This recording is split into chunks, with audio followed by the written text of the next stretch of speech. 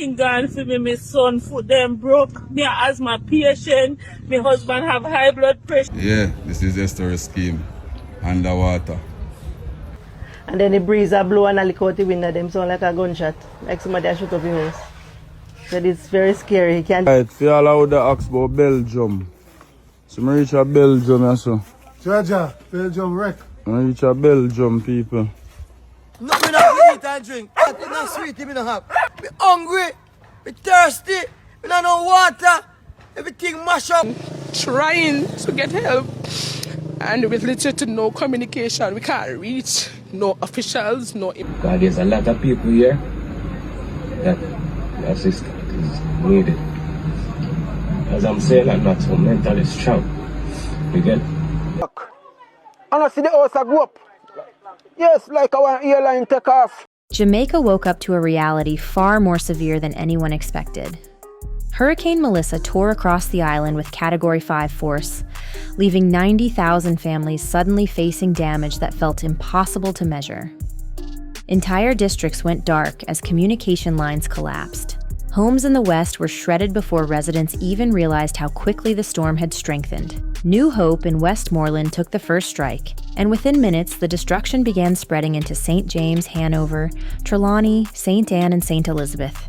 Families sheltered in shaking rooms as rooftops flew off overhead and water rushed inside. Even trained responders admitted they had never seen a storm move this violently. What Jamaica discovered at sunrise was only the beginning of a much bigger crisis. Communities were silent, roads were gone, and no one knew how many people were still trapped in areas no one could reach. The real story was about to unfold. When Melissa made landfall, responders instantly realized something was wrong. The winds sounded like engines tearing through metal. Houses shook so hard that residents thought the walls might collapse. Roads disappeared under landslides, blocking every route responders needed. Communication towers fell in minutes, cutting entire communities off without warning. People hid in small rooms listening to glass shatter around them. Floodwater rose so quickly that families had to climb onto beds just to stay above it. The storm moved across the island with a speed and strength that caught everyone off guard. Homes that had survived past hurricanes could not withstand Melissa's pressure. As the winds eased, the silence became the first signal of the scale of damage left behind.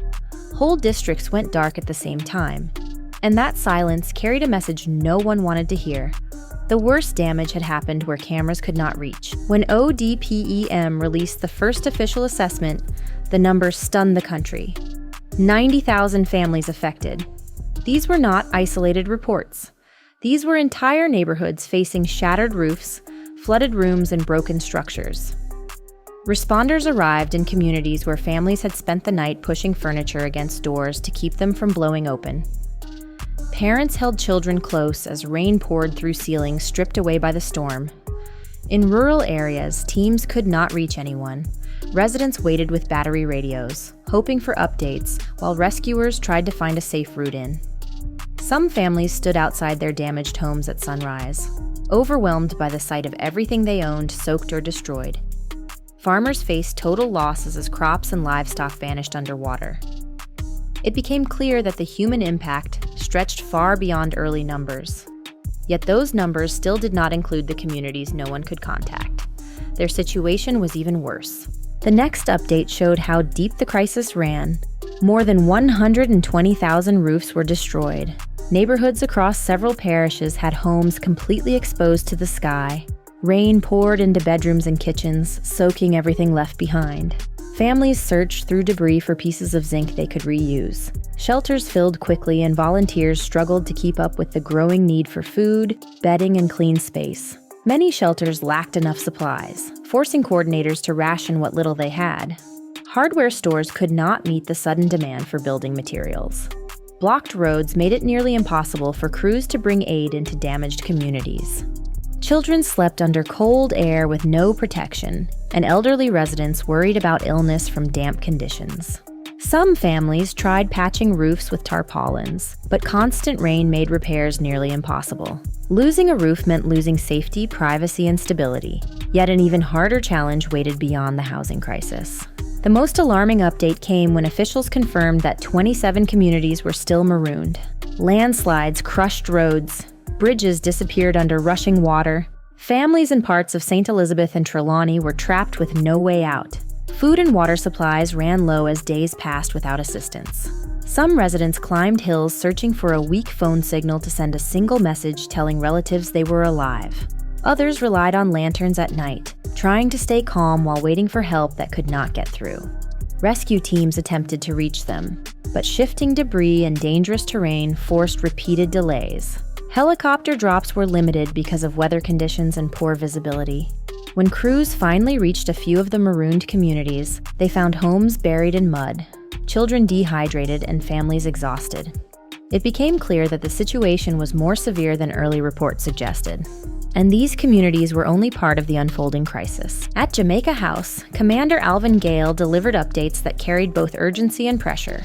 ODPEM teams worked non-stop, supported by the NWA, the Fire Brigade, and several ministries. Heavy machinery moved from parish to parish as crews struggled to clear damaged roads. Flooding and new landslides constantly created setbacks, slowing progress across the island. Families frustrated by delays demanded answers about when aid would reach them.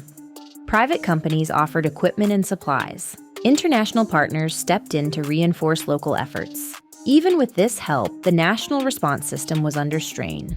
Melissa exposed weaknesses in Jamaica's preparedness and highlighted how difficult it was to manage multiple disaster fronts at once.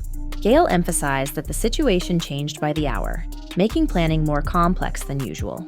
Still, responders continued pushing deeper into damaged communities, knowing that some of the most urgent needs remained hidden. The biggest challenge, however, was still ahead. As ODPEM worked to complete its full assessment, officials prepared for numbers that would likely exceed the early reports.